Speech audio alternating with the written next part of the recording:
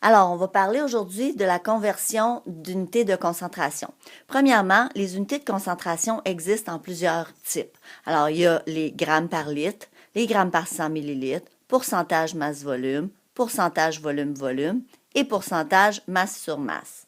Alors, quand on commence à vouloir faire des conversions, on va procéder d'une certaine façon.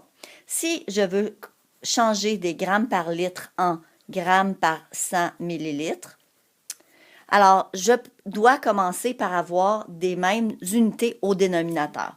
Donc, exemple, je prends 50 grammes par litre en grammes par 100 millilitres.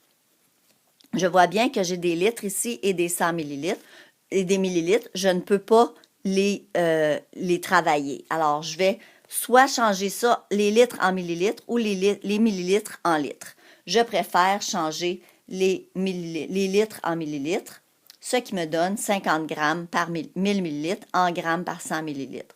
Donc, on voit, si on remplace le 1 par 1 égal, on voit tout de suite qu'il y a un produit croisé. Si on cherche X grammes, qui est ici, va être égal à 50 grammes par 100 millilitres, divisé par 1000 millilitres. Donc, on est maintenant en présence d'une expression qui peut être simplifiée.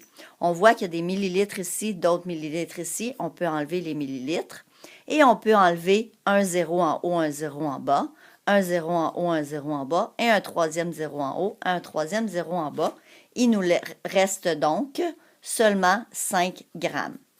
Maintenant, évidemment, la réponse qu'on cherche, c'est une réponse en grammes par 100 millilitres. La réponse sera donc 5 grammes par 100 millilitres.